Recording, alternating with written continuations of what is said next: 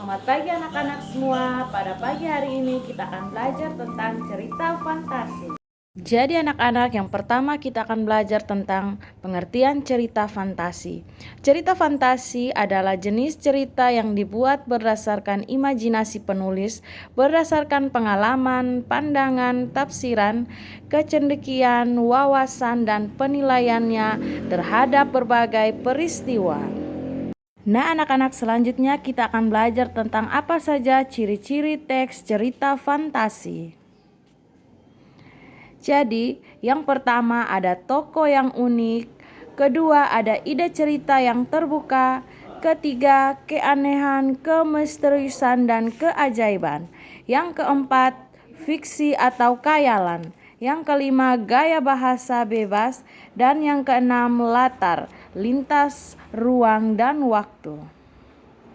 Nah anak-anak, kita akan membahasnya secara bersama-sama. Yang pertama ada tokoh yang unik.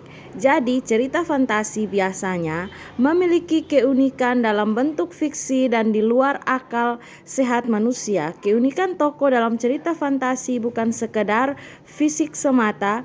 Tokoh yang diceritakan terkadang bisa memiliki kemampuan di luar logika. Yang kedua, kita akan belajar tentang ide cerita yang terbuka. Dalam cerita fantasi, ide cerita yang terbuka berasal dari khayalan, angan-angan, dan bukan merupakan peristiwa yang masuk akal, sehingga tema yang diangkat oleh cerita fantasi tidak terbatas. Tema yang ada dalam cerita fantasi dapat berupa supranatural, futuristik, fiksi sains, mistis, dan sebagainya. Dan yang ketiga tentang keanehan, kemisteriusan, dan keajaiban.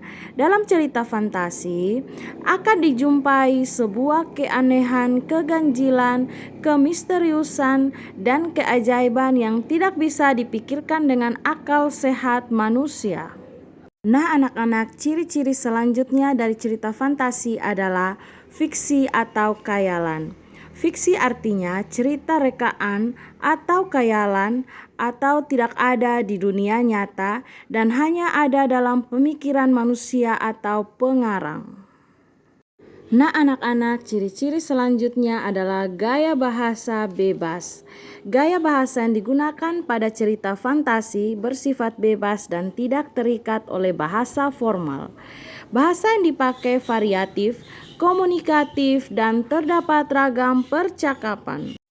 Dan ciri yang terakhir latar, lintas ruang dan waktu.